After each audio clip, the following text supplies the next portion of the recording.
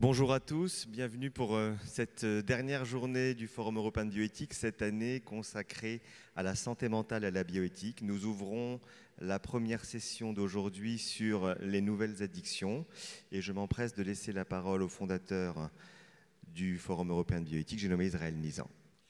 Merci Aurélien. Le sujet choisi ce matin, les nouvelles addictions, je vous le dis tout net, on ne va pas pouvoir le traiter en entier, tellement il est vaste. Et je voudrais juste scanner un tout petit peu la largeur du sujet, dont on ne traitera qu'une petite partie parce que c'est vraiment, il aurait fallu la journée. Il y a des addictions nouvelles au numérique, des addictions comportementales et des addictions aux psychoactifs. Trois grandes familles d'addictions. Le numérique, qui est la plus récente, vous avez tous entendu parler de la nomophobie, cette manière de consulter de manière compulsive son téléphone et surtout l'anxiété qui étreint certaines personnes lorsqu'elles n'ont pas leur téléphone sous la main. C'est une véritable addiction, mais il y a l'addiction aux réseaux sociaux, des gens qui comptent les likes de leurs interventions et qui sont littéralement accros à ce nombre de likes, qui ont peur de manquer un message. Les Américains parlent de FMO, pour Fear of Missing Out, des addictions aux jeux vidéo, parfois au détriment de la vie sociale ou du travail, et des addictions au streaming avec un visionnage compulsif de séries et l'incapacité de s'arrêter de visionner des séries. Voilà quelques addictions du domaine du numérique. Il y en a d'autres dans le domaine du comportement dont on ne pourra pas parler ce matin, le shopping en ligne avec des achats compulsifs, et je mets là-dedans une addiction qui est plus ancienne, c'est celle des jeux et des casinos.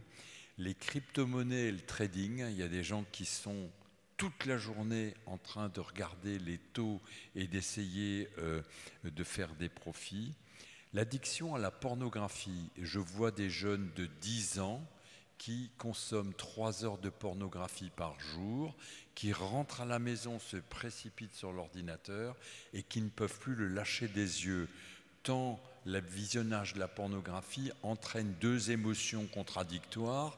À 10 ans, le fait d'être choqué par les images qu'on voit et le fait d'être excité sexuellement en même temps par ces images choquantes, tout en se mélangeant à l'interdit, ça crée de véritables addictions et je ne vous dis pas les conséquences sur la sexualité de ces ados.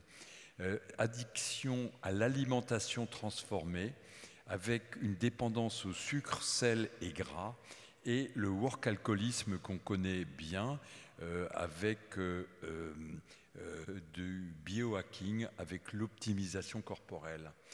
Ça, c'est émergence d'addictions numériques et les addictions comportementales. Mais la liste est tellement longue des addictions chimiques émergentes que je renonce à vous en faire le catalogue.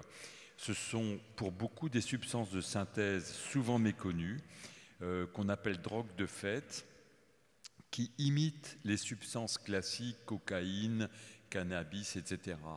Alors il y a des nouveaux psychoactifs, vous avez entendu parler de 3-MMC, 4-MMC, qui sont des amphétamines. Il y a les cannabinoïdes de synthèse, les noms c'est Spike et K2, plus puissants et dangereux que le cannabis naturel aux effets imprévisibles. Il y a les opioïdes de synthèse, avec le roi des rois qui est extrêmement toxique, qui est le fentanyl et tous ses dérivés. Fentanyl plus puissant que l'héroïne et à l'origine de beaucoup de surdoses. Et les dérivés de la kétamine, appelés PCP, qui donnent des effets dissociatifs puissants. Et puis alors il y a une autre nouvelle manière de faire, ce sont le fait de détourner des médicaments. Les benzodiazépines comme le Xanax et le Valium, qui sont des sédatifs et des anxiolytiques, peuvent être utilisés dans ce cadre-là. De même que des précurseurs du GHB, on s'appelle GBL, BD, avec des effets euphorisants et désinhibiteurs. Il y a les médicaments de la TDHA par exemple la Ritaline, qui donne une augmentation de la concentration et de la performance cognitive. Enfin, il y a encore trois autres catégories, les psychostimulants, microdosage de LSD, modafinil, méthamphétamine, qui sont des drogues extrêmement addictives et neurotoxiques. Il y a les anciennes drogues, le chemsex, GHB plus méthamphétamine, qui intensifient l'expérience sexuelle et qui entraînent beaucoup de comportements à risque. Vous en avez entendu dans les faits divers. De même que la kétamine récréative. Enfin, il y a des produits détournés qui aujourd'hui font la une des médias. Le gaz hilarant, utilisé sous la forme de ballons par les jeunes, qui entraîne des lésions neurologiques gravissimes. La dextrométophane, qui se trouve dans les sirops et qui donne à forte dose des hallucinations. Et enfin, les solvants et cols inhalés qui sont gravement toxiques pour le cerveau. Toutes ces nouvelles drogues et ces usages sont en constante modification, en permanence. Il n'y a pas de mois où il n'y a pas de nouvelles drogues et de nouveaux usages à des prix défiant toute concurrence. Il y a donc une offre de produits très puissants et très gravement toxiques pour le cerveau. Et la question qui se pose après cette espèce de panorama général très survolé, c'est pourquoi y a-t-il tant d'addictions? Y a-t-il plus d'addictions qu'autrefois? Est-ce que c'est un effet du fait qu'on les voit mieux et que la disponibilité de ces produits est plus grande? Ou s'agit-il d'un effet de souffrance de notre société avec la volonté de ne plus affronter le réel? Et pour cela, Aurélien et le Forum ont réuni pour vous des experts dans ce domaine pour essayer de rentrer un peu plus savant dans la thématique. Jean-Victor Blanc, médecin psychiatre à l'hôpital Saint-Antoine à Paris, enseignant et chercheur à Sorbonne Université. Camille Brandt, médecin addictologue, directrice médicale d'une association qui s'appelle ITAC à Strasbourg. Marie-Jeanne Guedj-Bourdieu, psychiatre et pédopsychiatre, ancien chef du pôle urgence pédiatrique à l'hôpital Sainte-Anne à Paris, fondation de l'association francophone pour l'étude et la recherche sur les hikikomori, vous nous direz ce que c'est après. Et enfin, Fatah Senadla, médiateur de santé père au centre hospitalier de Rouffach, qui terminera ce premier tour de table ronde. Et je m'empresse avec curiosité de donner la parole à Jean-Victor Blanc, médecin psychiatre à Saint-Antoine à Paris. Vous avez la parole. Merci beaucoup. Merci à tous et merci pour l'invitation aujourd'hui à venir vous parler donc des addictions. Moi, je vais vous parler de deux aspects de l'addiction. Donc, je suis psychiatre addictologue à l'hôpital Saint-Antoine, où j'ai ouvert il y a 6 ou 7 ans maintenant déjà une consultation spécialisée dans la prise en charge du chemsex. Alors, avant tout, la définition de l'addiction, et on va voir c'est ça le point commun à tout ce que vous avez décrit en introduction, ça va être lorsqu'il y a un comportement qui va devenir incontrôlable, donc il y a vraiment cette notion de perte de contrôle et avec un maintien de ce comportement malgré les conséquences négatives. Alors après, il y a d'autres critères qu'on ne va pas énumérer là forcément parce que c'est un peu fastidieux. On pourra y revenir si vous le souhaitez pendant les questions. L'addiction au chemsex, elle est très particulière. C'est donc effectivement l'usage de certains produits spécifiques à visée sexuelle pour améliorer, désinhiber ou modifier l'expérience sexuelle. À la fois, ça peut paraître quelque chose de minoritaire. Alors aujourd'hui, on en a tous un petit peu entendu parler, notamment avec le fait divers autour de l'affaire Palmade. Néanmoins, ce qui est intéressant dans le chemsex, c'est qu'en fait, on va retrouver un peu tout ce dont on parlait en introduction, c'est-à-dire à la fois des nouvelles drogues, puisque c'est des drogues spécifiques qui sont utilisées, notamment la 3-MMC et toute la famille des catinones de synthèse, qui sont des drogues qui copient effectivement un petit peu les amphétamines, qui copient un peu la cocaïne, qui ont été d'ailleurs marketées comme ça, mais qui sont beaucoup moins chères. Elles sont moins chères parce qu'il n'y a pas besoin de culture donc il n'y a pas besoin d'acheminement, il n'y a pas besoin de plantes, elles peuvent être synthétisées à peu près partout dans des hangars, notamment en Europe. La plupart des zones de production seraient plutôt au niveau de la frontière entre la Belgique et les Pays-Bas. Et même le nord de la France, il y a déjà eu des hangars qui ont été démantelés.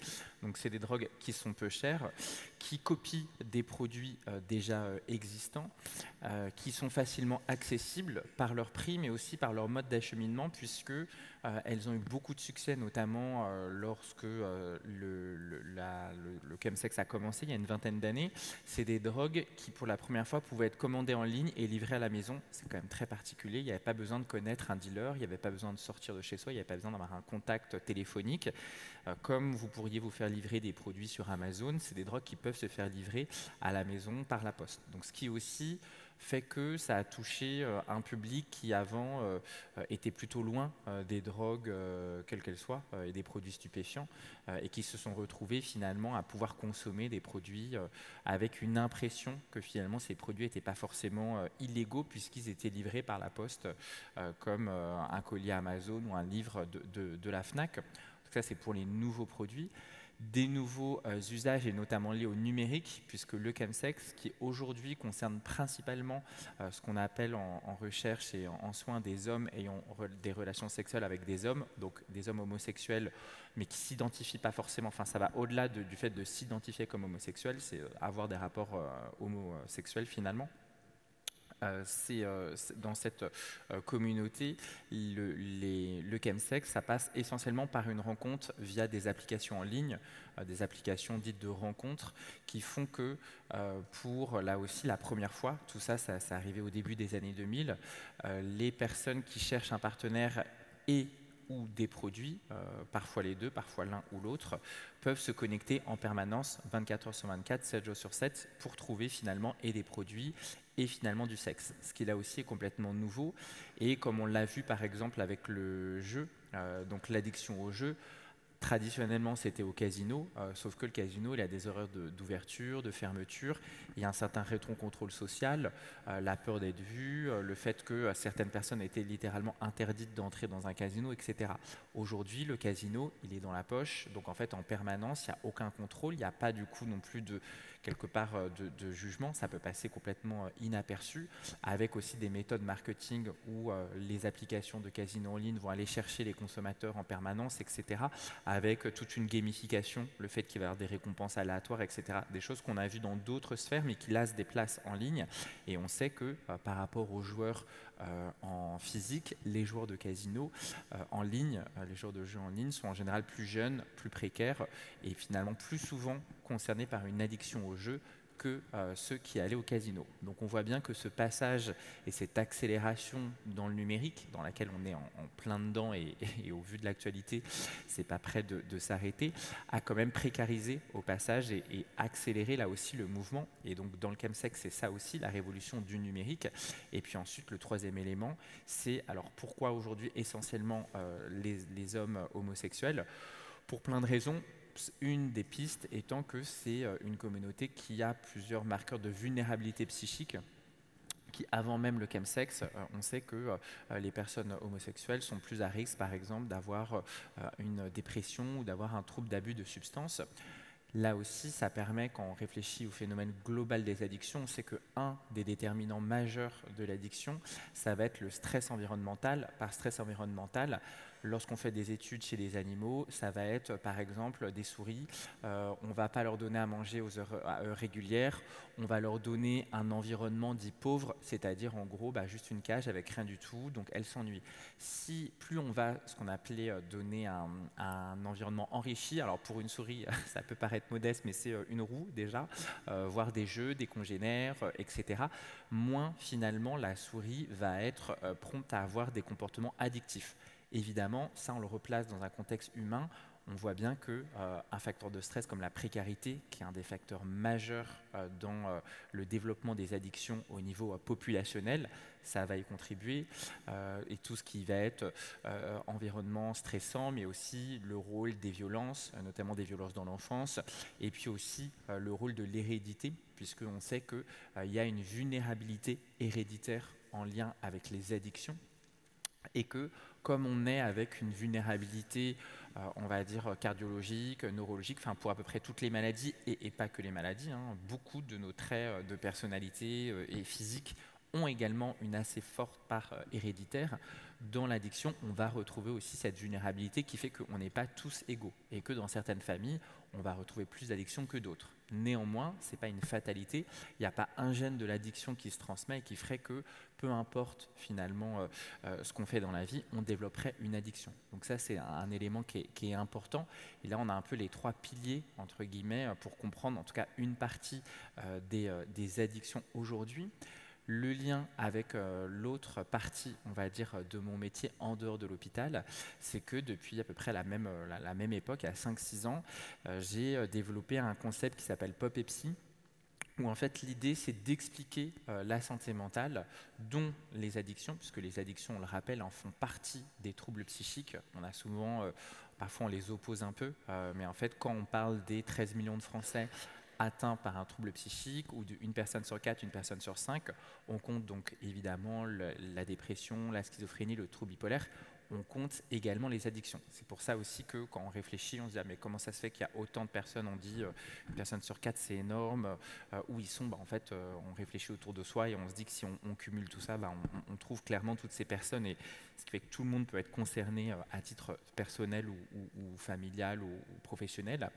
Et donc l'idée, c'est de donner à la fois quelque chose de pédagogique. En fait, avec un film comme Requiem for a Dream, par exemple, on peut comprendre ce que c'est que l'addiction, on peut comprendre un certain mécanisme de l'addiction. Après ce film, on peut en reparler aussi, on peut avoir certaines réserves, notamment le fait que c'est un film qui a une vingtaine d'années, et c'est vrai qu'à l'époque, dans les œuvres de l'époque, on ne voyait pas du tout les soins. Donc c'est vrai qu'il y a un côté très fataliste dans ce film. Mais beaucoup plus récemment, dans une série très plébiscitée par la jeune génération, qui est la série Euphoria, dans laquelle on va retrouver cette question de nouveaux produits de synthèse, de vulnérabilité individuelle, etc., de santé mentale au sens large. En fait, c'est une série qui va ne parler que quasiment d'addiction.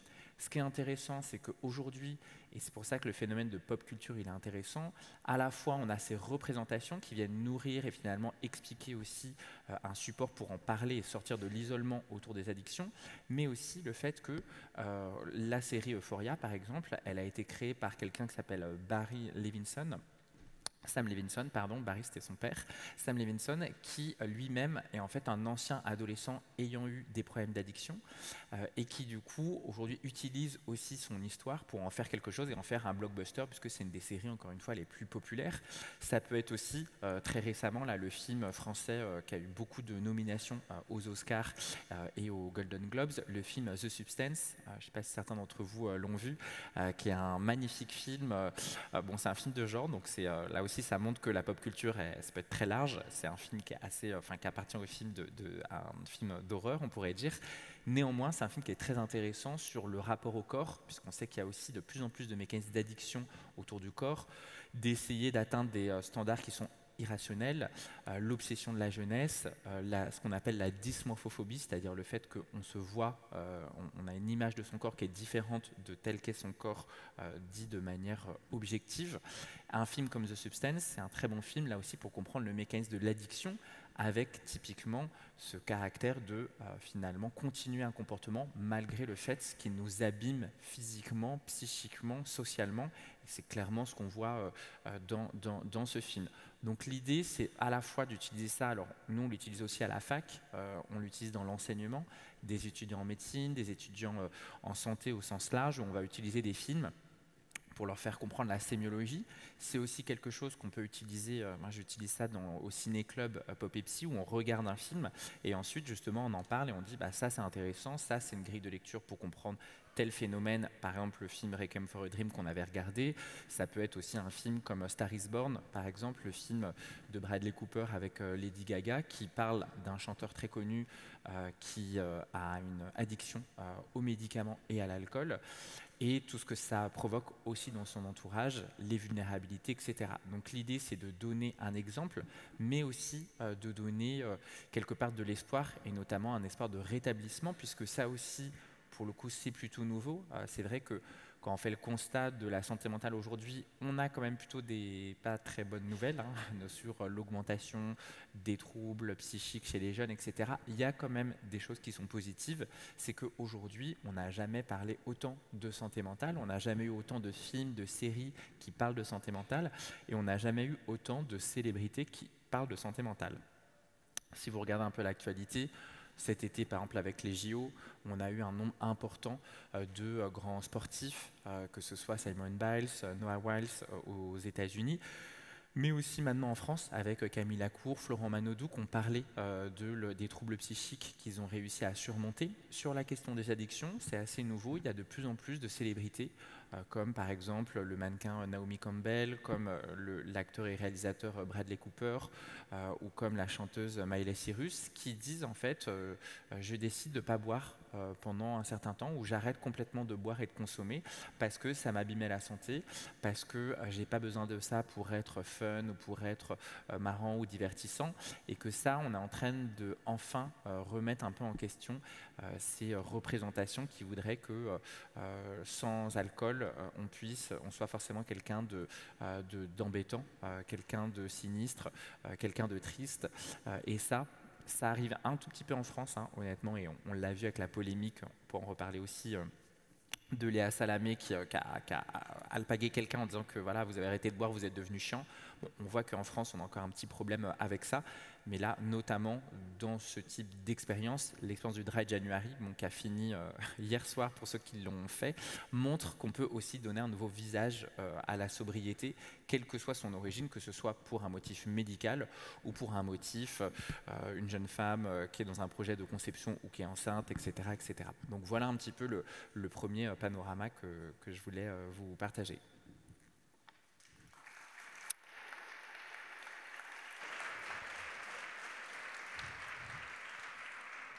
Merci Jean-Victor Blanc, on aura sûrement plein de questions à vous poser après.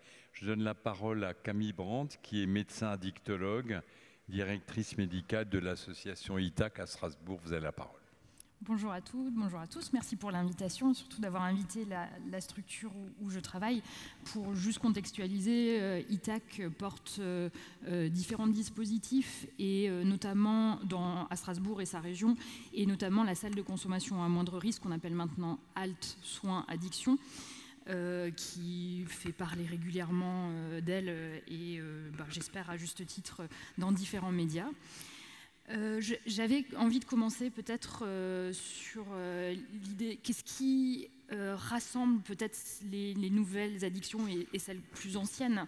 Mon collègue a parlé tout à l'heure du concept d'addiction. Globalement, il va rester le même, que ce soit ces anciennes ou ces nouvelles addictions, avec des termes comme la perte de contrôle, le manque, l'accoutumance, les envies très irrépressibles de consommer, qui sont globalement similaires, d'ailleurs, avec ou sans produit. Et au-delà, enfin ça c'est un point assez central pour nous dans notre quotidien de travail et pour les usagers, au-delà du concept de l'addiction, qu'est-ce qui fait la fonction du produit ou du comportement.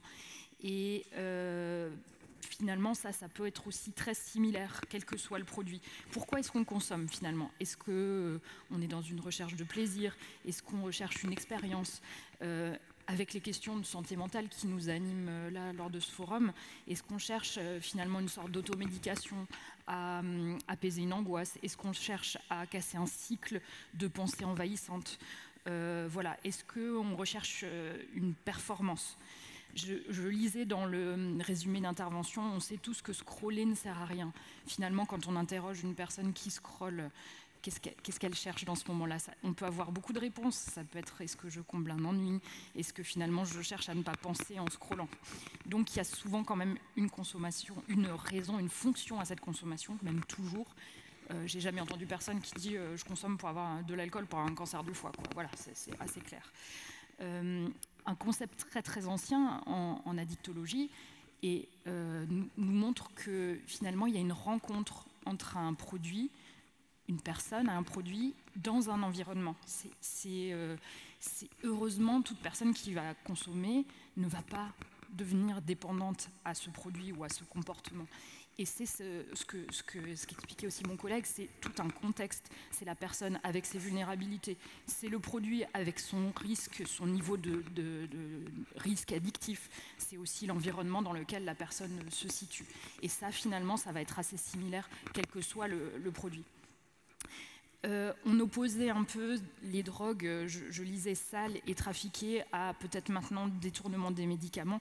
Finalement, depuis longtemps, voire toujours, on a des drogues sales et trafiquées. Je pense tous les produits du marché noir dont on n'a aucune connaissance de la composition. Hein. Si on n'analyse pas le produit, on ne sait pas. Mais je pense au tabac, qui est quand même un joli exemple de drogue sale et trafiquée, qui comporte quand même beaucoup de produits, de substances extrêmement toxiques. Je dis trafiquées parce qu'on sait qu'il y a des substances pour nous rendre encore plus dépendants dans le tabac. Et puis, les produits de qualité pharmaceutique, finalement, depuis qu'ils existent et depuis qu'il y en a qui sont addictifs, ils sont détournés. Donc, depuis de longue date, hein, le laudanum, enfin voilà, il y a toujours eu un détournement des produits qui peuvent être addictifs parce que justement, on en perd le contrôle. Un point qui ne me rassure pas du tout, qui est souvent similaire dans beaucoup d'addictions, c'est comment on traite les personnes qui consomment ou qui sont dépendantes.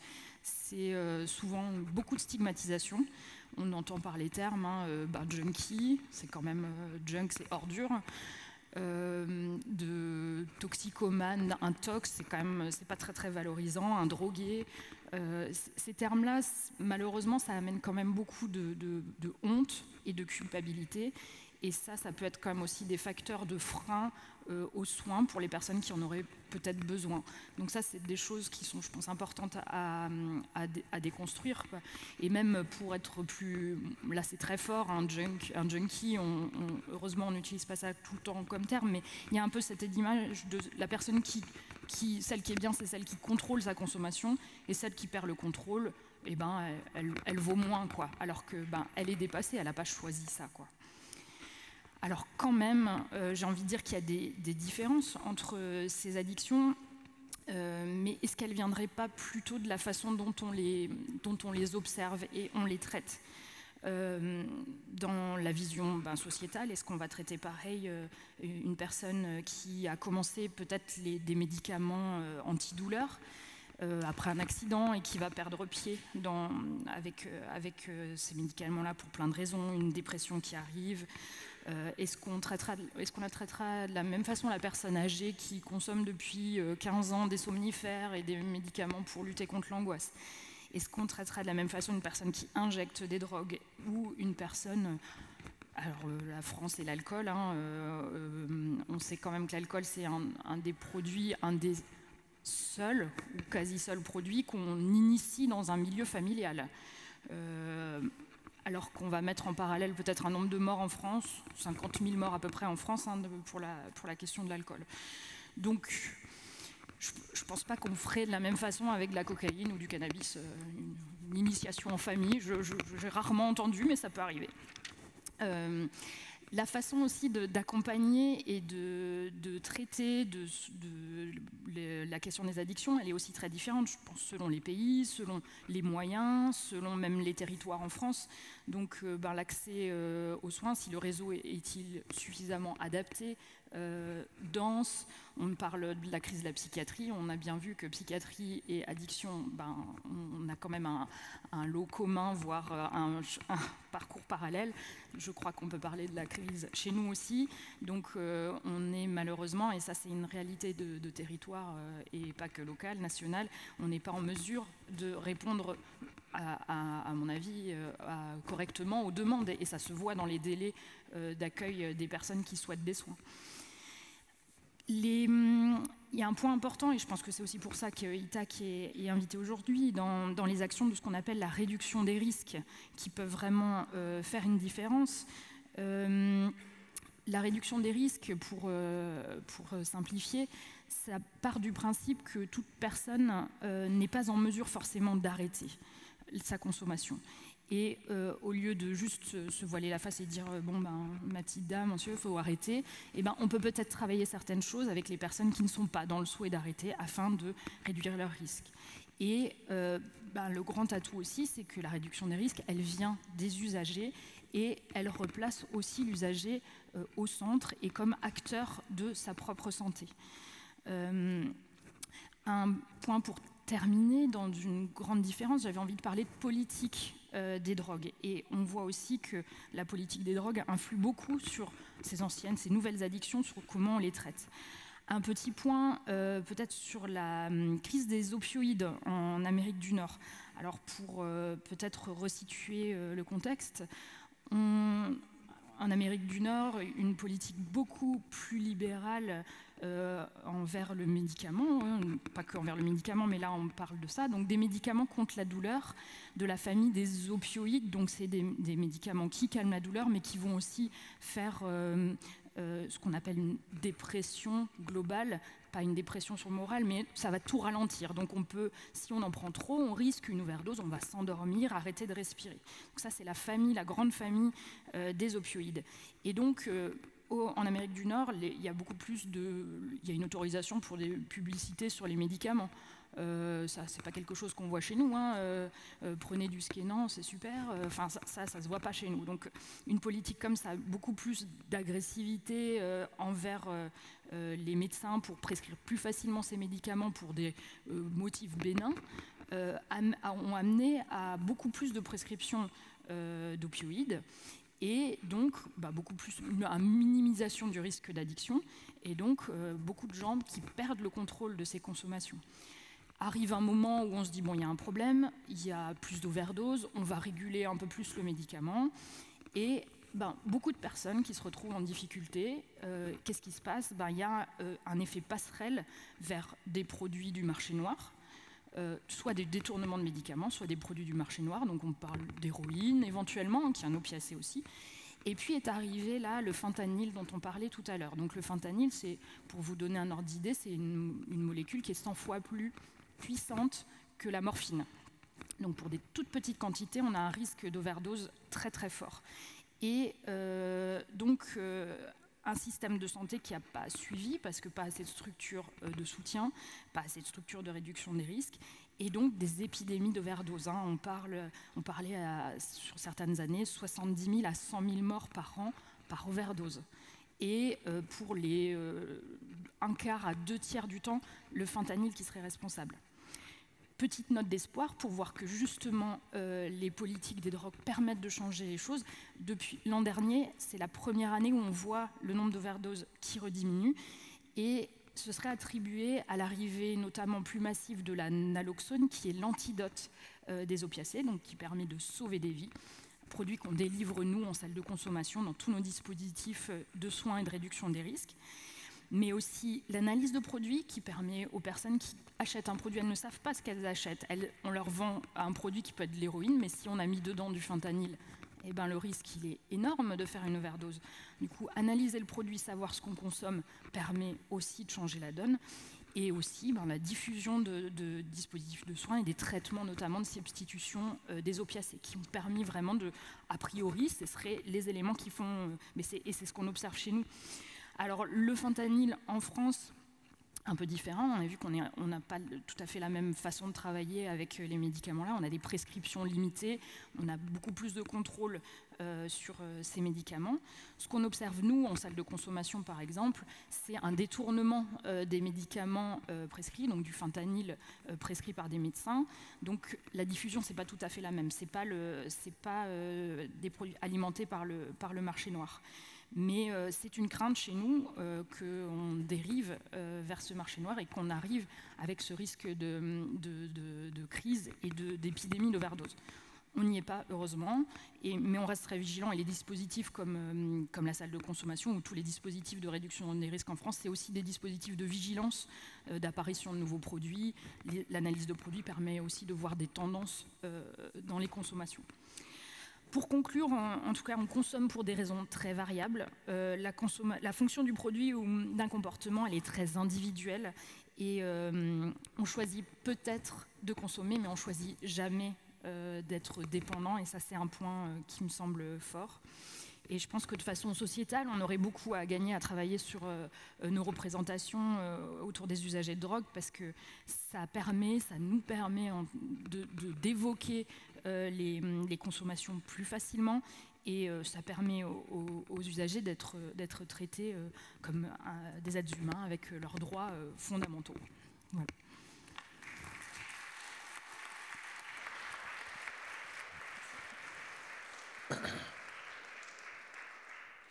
Merci Camille Brandt.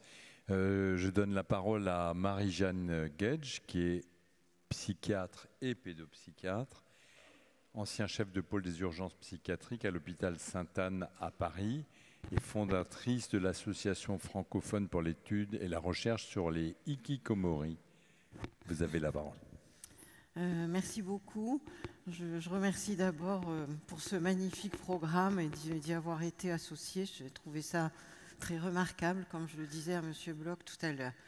Donc on m'a invité dans cette table ronde des nouvelles addictions pour parler au fond comme à l'envers, au fond comment les addictions poussent-elles à l'enfermement, puisque ce phénomène d'enfermement et de retrait à domicile du jeune, qu'en est-il aujourd'hui ? Plutôt, je dirais, on assiste à la conjonction dans ce phénomène d'enfermement, donc avec le mot hikikomori qui a été importé du Japon et qui est devenu d'usage fréquent ici. Donc on assiste à la conjonction des addictions, dont je vais reparler, de la possibilité plutôt nouvelle de vivre replié dans sa chambre avec tout à portée d'écran, ça a déjà été détaillé, et puis de ce phénomène de solitude qu'on constate un peu partout dans le monde, puisque il y a aujourd'hui des pays qui ont créé un ministère de la solitude, comme la Grande-Bretagne, le Japon, peut-être d'autres aussi. Alors l'enfermement, la claustration des jeunes à domicile, est-ce une nouvelle addiction ? On peut parler d'une addiction à cette conduite, puisque quand le jeune s'enferme, cette conduite a tendance à se répéter, elle crée de la colère si on l'empêche, mais pourtant elle n'augmente pas forcément. Quand on est enfermé dans sa chambre, on ne s'enferme pas encore plus, je ne sais pas où. Cette conduite d'enfermement est associée très fréquemment à d'autres addictions, le hashish souvent, mais aussi les jeux vidéo, l'alcool dans une moindre mesure. Les jeux vidéo, les écrans, mais je ne crois pas qu'on puisse aujourd'hui parler d'addiction aux écrans au sens des classifications.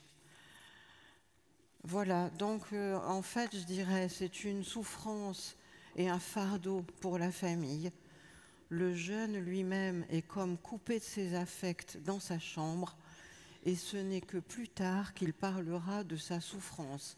Je retiens une phrase qu'un jeune m'a dite: « J'étais en train de couler, personne ne me venait en aide ».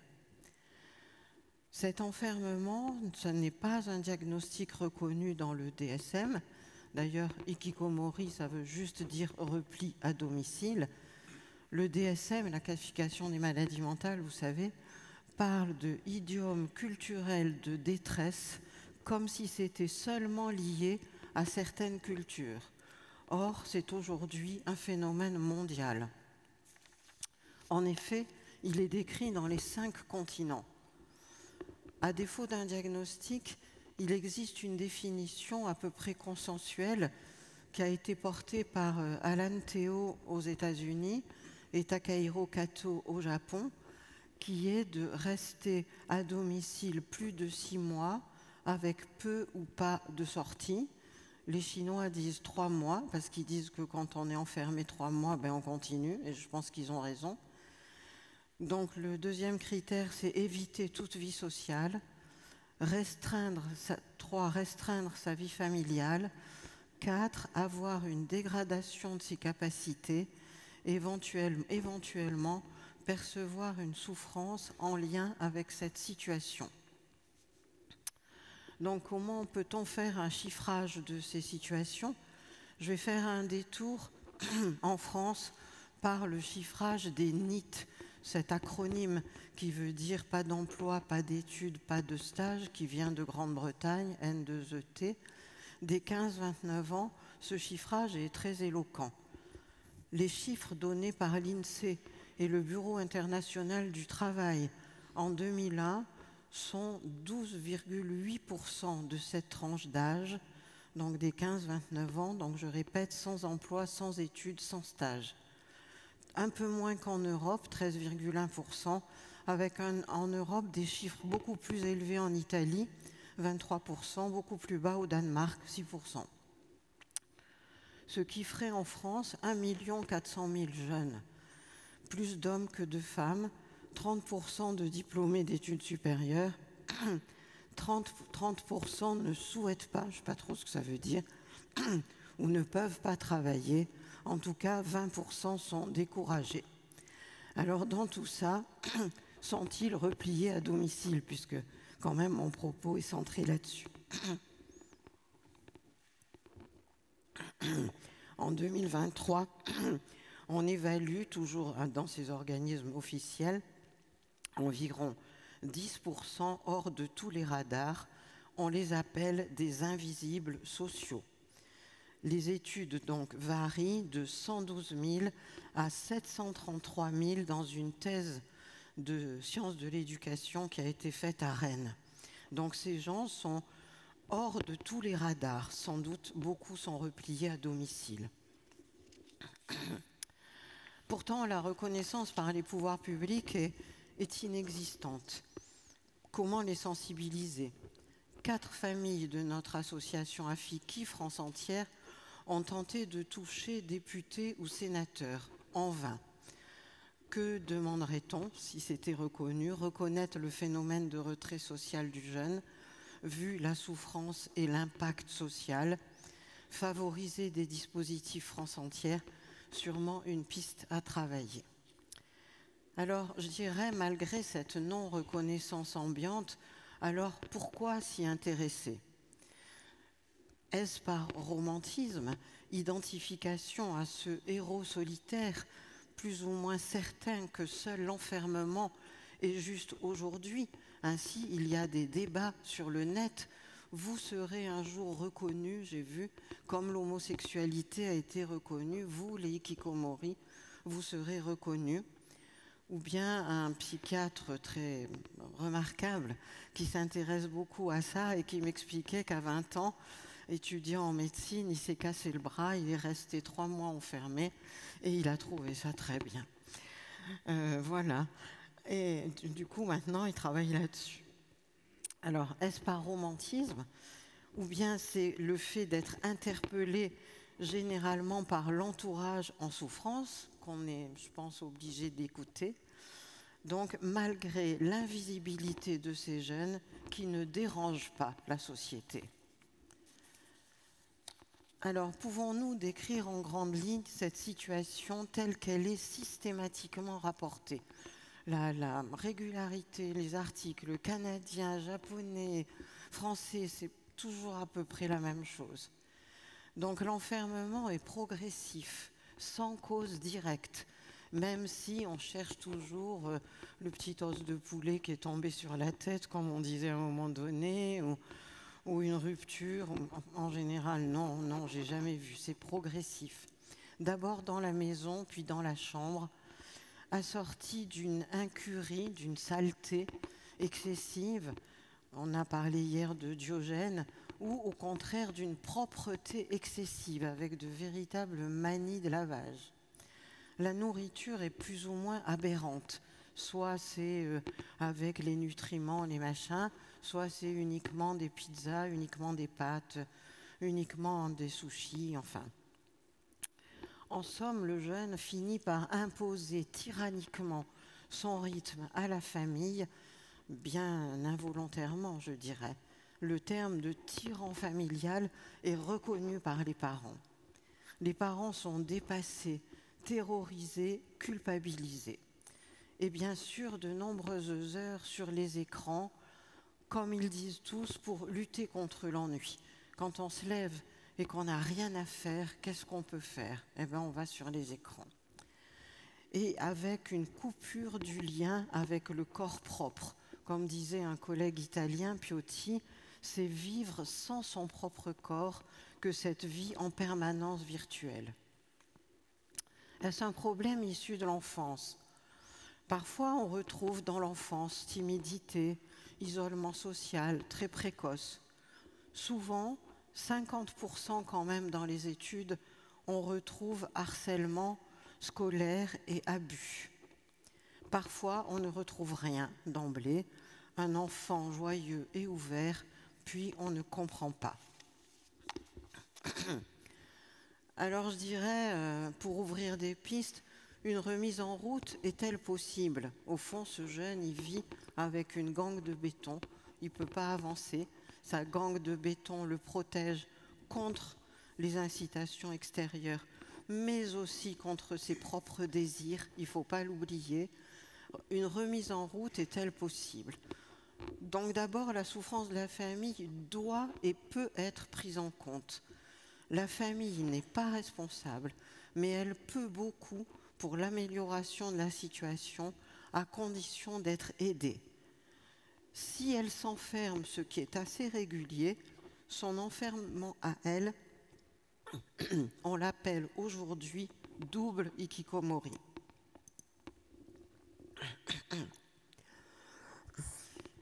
Excusez-moi, j'ai une laryngite, je ne sais pas si je vais pouvoir. Les réponses en réseau pluriprofessionnelles, avec des groupes, des familles qui deviendront expertes, sont les meilleures. Quelques pistes à partager avec la famille. Prendre le temps, admettre le pas à pas, repérer les pressions, bien involontaires. Mais qu'est-ce que tu vas faire en septembre? Chercher un tiers, familial, professionnel, social, tout en restant humble dans un échange mutuel de confiance. En fait, ce qu'on cherche à retrouver, ce n'est pas d'emblée une insertion scolaire, sociale, universitaire, ça viendra après, mais d'abord un bonheur partagé. Et donc, enfin, pour conclure, je dirais que ça pose, en tout cas pour moi, au moins 2 questions éthiques. Peut-on répondre à la seule demande des parents, surtout si le jeune a plus de 18 ans, quand les parents viennent décrire la situation de souffrance du groupe? Doit-on avoir la démarche médicale classique? Tant qu'on ne voit pas la personne, on ne répond pas. Bien évidemment, vous avez compris que je ne le pense pas. Je pense qu'il faut répondre à la souffrance du groupe. Et la deuxième question éthique, c'est peut-on prétendre donner des soins en l'absence d'un diagnostic reconnu? Voilà, merci.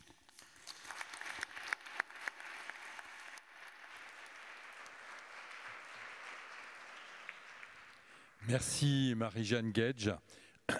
Fatah Senadla, vous êtes médiateur de santé PAIR, P-A-I-R, au centre hospitalier de Rouffach. Vous avez la parole. Merci. Bonjour. Alors, on m'a demandé de vous faire une petite présentation très courte de ce que c'est qu'un médiateur de santé PAIR. Je vous rassure, c'était prévu. Je vais faire un petit teaser très court. Alors, le médiateur de santé PAIR, c'est inspiré d'un concept qu'on appelle la pair aidance. Les pairs aidants, ce sont des patients ou des usagers en santé qui partagent leur savoir expérientiel et qui sont vecteurs d'espoir auprès d'autres usagers qui souffrent des mêmes troubles. Le médiateur de santé PAIR, c'est exactement la même chose, sauf que lui, c'est un professionnel formé et qui travaille dans des établissements, dans des institutions, ce genre de choses. Si vous voulez savoir les missions et tout ça, j'en parlerai plus tard si vous voulez, n'hésitez pas. Ça, j'avais pas prévu. Enfin, à voir. Ok. Du coup, peut-être avant de commencer sur les nouvelles addictions et la santé mentale, ça, c'était pas prévu. Enfin, j'avais pensé au film, je voulais rebondir sur la pop culture parce que ça me parle aussi et j'aime ça. Désolé. Sur Requiem for Dream, je voulais juste rajouter que, en fait, le film, comment dire, il parle de l'addiction dans un cadre très malsain. Donc déjà, il faut s'accrocher là. Et ça aussi, j'ai trouvé ça plutôt intéressant, ce côté vicieux, malsain qu'entraîne l'addiction. Et il y a de brefs passages où on voit le soin, mais présenté quand il se fait hospitaliser, par exemple, mais présenté sous une forme très glauque et très négative, en fait, très péjorative. Et aussi les médicaments, genre de sauge, et puis là, enfin, comment la folie aussi s'installe avec les médicaments. Mais très bon film, très intéressant, je valide. Ensuite, j'avais pensé aussi, j'en profite pour placer un peu de pop culture du coup. Pour ceux qui connaissent, peut-être ou qui sont intéressés, il y a une série assez intéressante qui parle de l'addiction avec l'alcool, une série d'animation qui s'appelle BoJack Horseman, vous trouvez ça sur Netflix. Et puis il y a aussi une allusion à Miley Cyrus à un moment, justement, c'est pour ça que j'ai pensé à cette série, que j'ai beaucoup appréciée aussi, au passage. Et ensuite, j'ai aussi l'idée d'un autre film qui s'appelle Flight, avec Denzel Washington, qui parle aussi de l'addiction et de la drogue. Et dans ce film-là, ce qui est intéressant, c'est que ça engendre une catastrophe, un drame, et il y a le poids de la culpabilité, du coup, chez Denzel Washington, et j'ai beaucoup aimé le final. Alors, franchement, ça me démange de vous spoiler la fin, parce que moi, je l'ai trouvé, j'allais dire magistral, spontanément, mais avec un bel enseignement très subtil, très sage, en fait. C'est ça qui m'a parlé aussi beaucoup dans la fin de ce film. Ça, c'était la parenthèse pop culture. Les nouvelles addictions en santé mentale. En fait, je vais essayer déjà de répondre à pourquoi les addictions. Et pour répondre à ça, justement, je vais me baser et m'inspirer de mon savoir expérientiel, que je vais essayer de partager avec vous. Alors, je vous fais une confidence. Je suis assez habitué de partager mon expérience, des soins, de la maladie, mon cheminement et ce genre de choses. Et j'ai l'habitude d'utiliser le jeu. Et là, je vais essayer de ne pas trop l'utiliser, mais comme je vous l'ai dit, de m'inspirer et de me baser. Donc s'il y a des bafouillages, si ce n'est pas très clair, c'est une première. Pour l'instant, ça va. Ok. Alors, en fait, je suis parti d'abord d'une phrase célèbre de philosophie. On ne naît pas homme, on le devient. Et d'ailleurs, ça a été dit à un moment, les addictions, on ne naît pas avec, en fait. C'est pas héréditaire ou ce genre de choses. Et donc, voilà, on ne naît pas avec une addiction, mais on chemine, on avance ou on traverse la vie, sa vie, avec une addiction. Et donc, pourquoi on en arrive à cheminer avec une addiction? Alors moi, je dirais, de mon humble expérience, que c'est une réalité qui devenait trop lourde à porter souvent. C'est une réalité qui devient trop lourde à porter avec un contexte souvent familial. Je pense qu'on grandit tous, si on a de la chance, dans une famille, parce que ce n'est pas donné à tout le monde.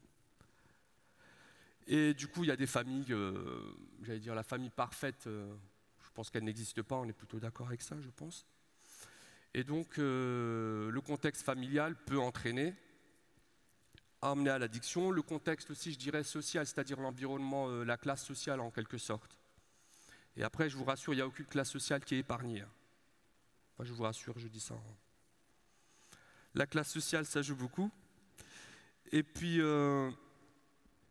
qu'est-ce qui nous emmène, pardon, je vais essayer vite. Le besoin de légèreté et d'évasion. Donc, je parlais de lourdeur et en fait, ce qui amène à l'addiction et à la consommation de produits addictifs ou de drogue. J'ai beaucoup de mal avec le mot drogue, je ne vous le cache pas, parce que c'est très connoté péjoratif, enfin c'est stigmatisant à mort. Et étant médiateur de santé père, j'ai parlé un peu familier à mort, bref, c'est pas mon qu'est-ce que je veux dire, je perds le fil. Du coup, ouais, c'est très stigmatisant, et surtout quand il y a une addiction. Déjà, médiateur de santé père, moi quand je travaille, j'évite ce genre de posture à tout prix, et même dans la vie personnelle, ça apporte rien, de mon point de vue. Et voilà, donc je vais essayer d'éviter d'utiliser ce terme-là.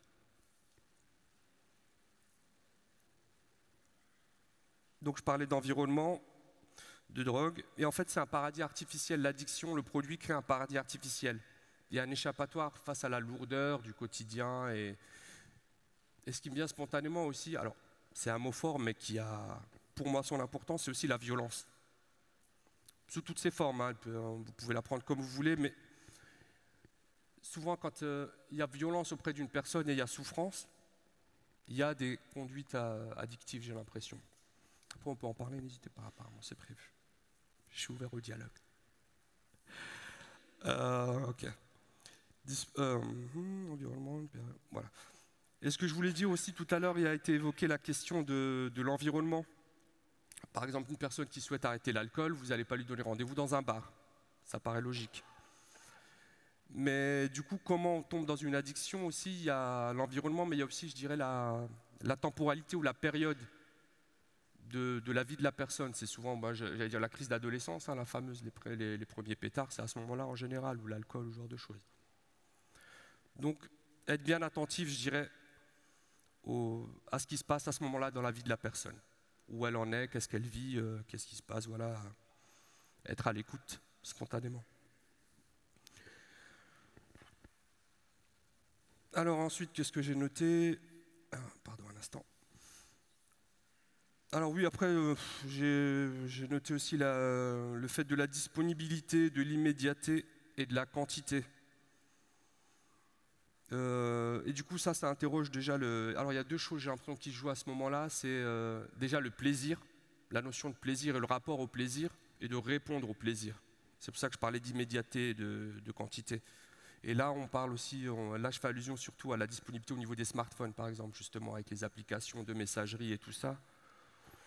Ou le dark web, où là, c'est la porte ouverte à toutes les fenêtres, clairement. C'est tout ce qui a été listé, il y a une facilité déconcertante. Et donc ça, c'est aussi une hypocrisie politique, mais je reviendrai plus tard là-dessus. On verra. Bref, où en étais-je? Donc oui, le plaisir. Du coup, interroger son rapport au plaisir et du coup, se demander pourquoi, quel plaisir et quel... comment dire? Qu'est-ce que je viens combler? Parce que souvent, en fait, c'est un palliatif, avoir une addiction, avoir recours à une drogue, je vois ça comme un palliatif. Et ça vient combler un manque qui peut être souvent, alors j'ai l'impression, déjà le premier qui me vient moi spontanément en tête, c'est le côté affectif, clairement. Après, il peut y avoir aussi le besoin de reconnaissance, le besoin de trouver sa place, le besoin de sentir, j'allais dire, vivant, vibrer aussi.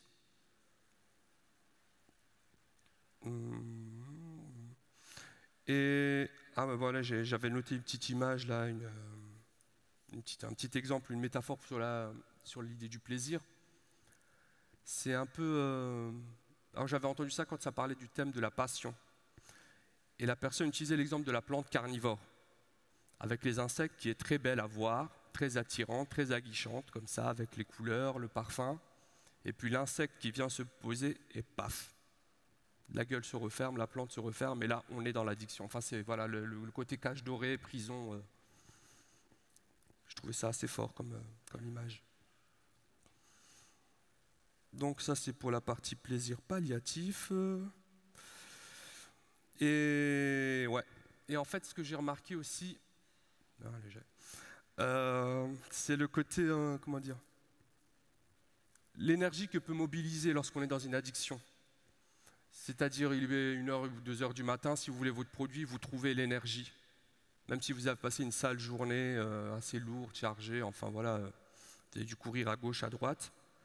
Mais si à 2h du matin ou à 3h du matin, la bouteille elle n'est pas dans le frigo, on va chez l'épicier en bas, il a intérêt d'être ouvert, ou même s'il est à 5 km.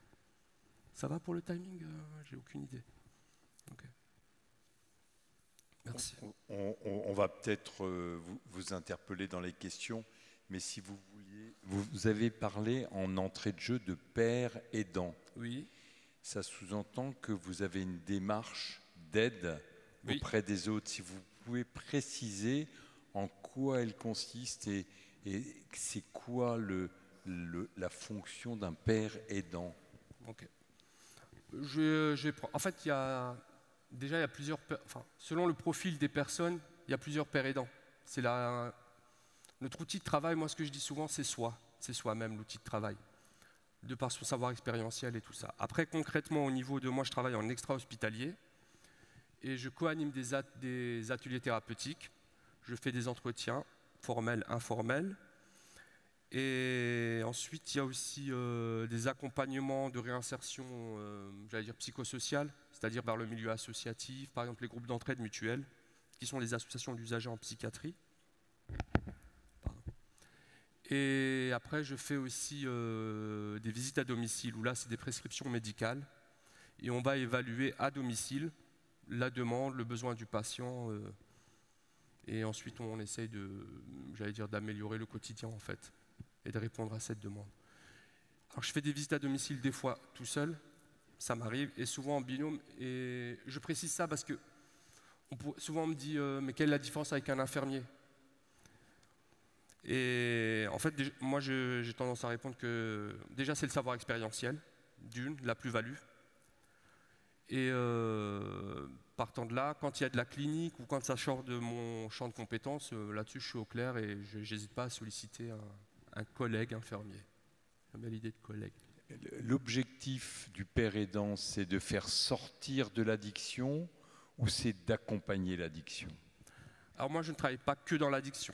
C'est la santé mentale en général. Ça peut être tout type de pathologie. Après, moi, le père aidant, spontanément, j'ai envie de dire... j'aime bien utiliser la définition du mot rétablissement. Dans le sens où, pour moi, le rétablissement, c'est avoir une vie épanouissante pour soi, avec ou malgré la maladie, voilà. Pour moi, le rétablissement, c'est vraiment quelque chose qu'on n'impose pas. Le rétablissement, comment vous définissez le rétablissement? Est-ce un retour à une activité professionnelle? Comment ça se définit le rétablissement dans ce domaine? J'aime bien votre question parce que j'ai tout de suite une image qui me vient en tête. Je vois le rétablissement, enfin une image comme quelque chose de, j'allais dire vertical, quoi. On se sent aligné. On est debout, on est droit et on avance, malgré la maladie ou pas. Ok. Un grand merci, je vous en prie. Fatah Senadla, pour votre...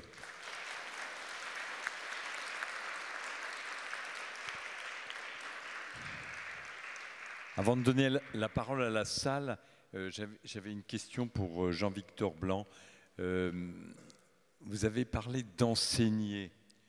Or, c'est vrai que je suis votre aîné, mais je ne me souviens pas, dans mes études de médecine, d'avoir été confronté à un quelconque degré d'enseignement. Est-ce que les choses ont changé?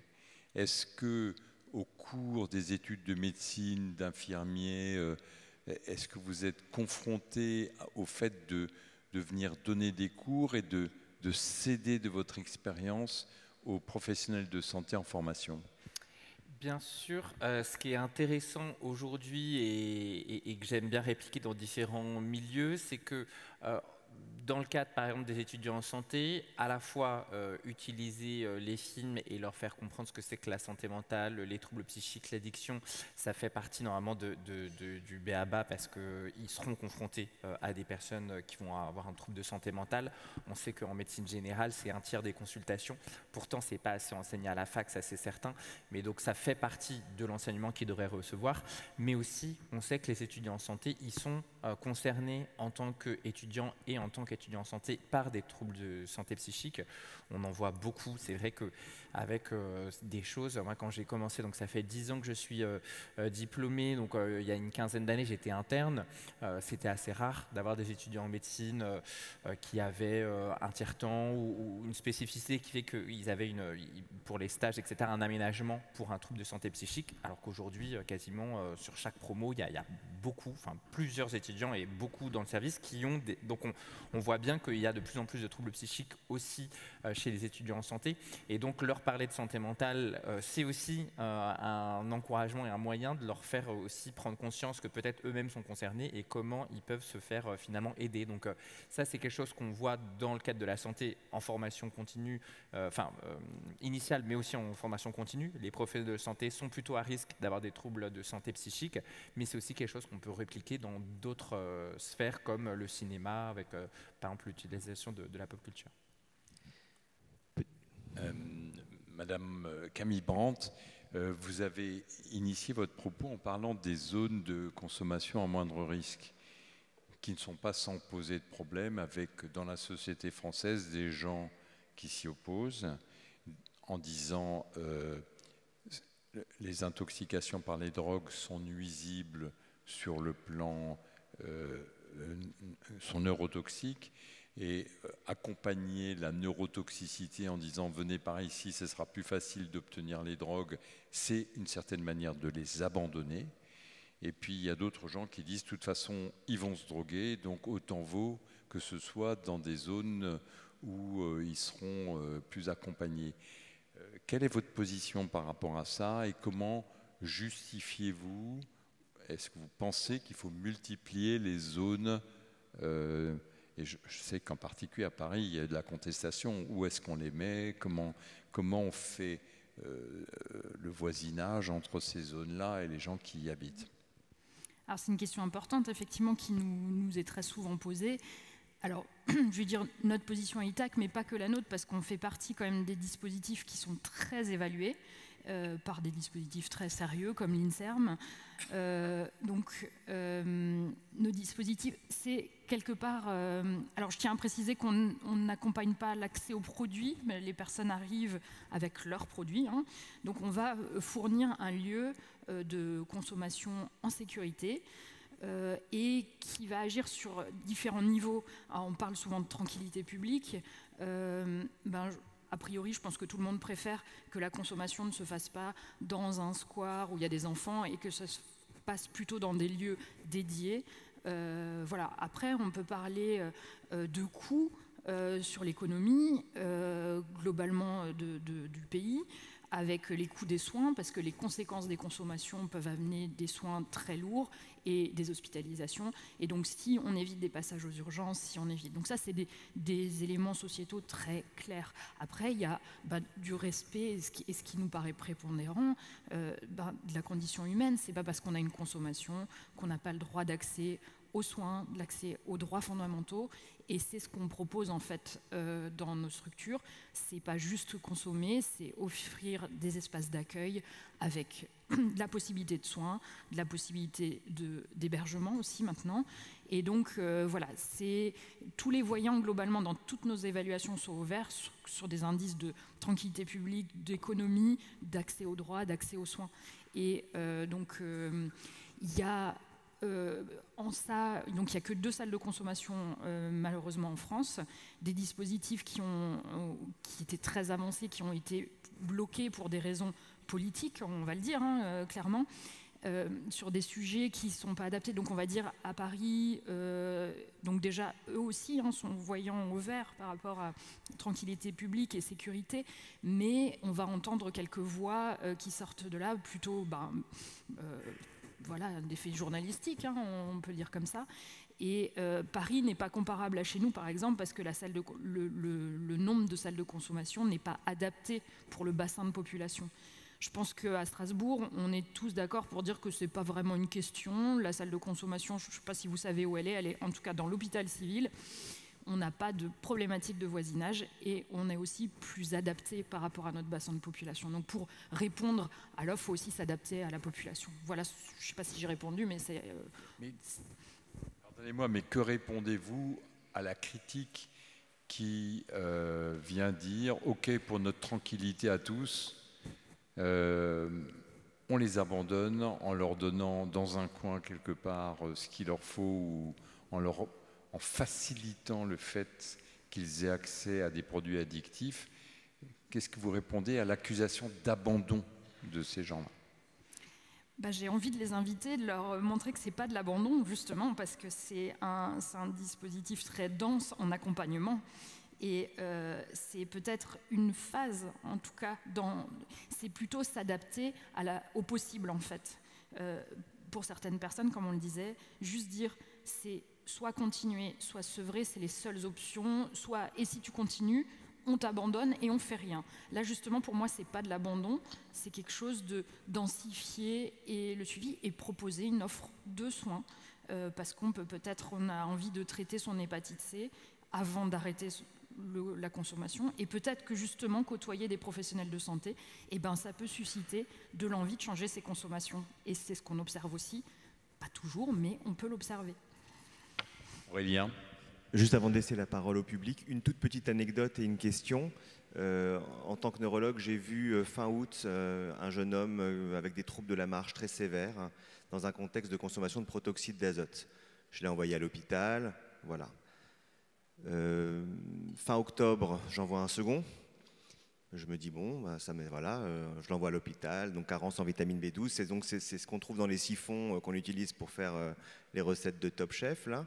Et puis voilà qu'arrive, il y a 3 semaines, un mois, une troisième personne qui arrive et bon, ça va pas être qui s'est flingué la moelle et les nerfs, donc un tableau très sévère. Avec quelqu'un qui peut à peine marcher, quelqu'un qui est plus jeune que vous tous ici. Et en réalité, j'appelle l'hôpital et l'hôpital me dit on n'hospitalise plus ces patients, ils sont trop nombreux, voit directement avec la rééducation. Alors je ne sais pas si mon expérience est représentative de ce qui se passe en France, mais j'ai vu davantage de patients handicapés par le protoxyde d'azote en 4 mois que de développement d'une sclérose en plaques, par exemple. Donc j'imagine qu'il y a peut-être un biais statistique ou un biais d'observation, mais est-ce que vous retrouvez aussi cette émergence-là de complications qui, ma foi, je ne sais pas comment ça va évoluer, je n'ai pas encore suffisamment de recul, c'est assez précoce, mais c'est très inquiétant sur le plan de l'observation. Effectivement, on en voit de plus en plus arriver, notamment via les urgences. Après, c'est vrai que c'est un petit peu irrégulier. On a du mal à savoir si c'est vraiment une augmentation continue, mais je sais que nous, on a eu un petit peu ça il y a 1 an et demi avec vraiment une série de cas. On s'est dit, bon, et là, finalement, il y en a un petit peu moins. Alors, je crois que c'est officiel, la vente du protoxyde d'azote vient d'être interdite depuis... Ouais. Ah, voilà, à partir de 2026, donc on a encore un petit peu de temps.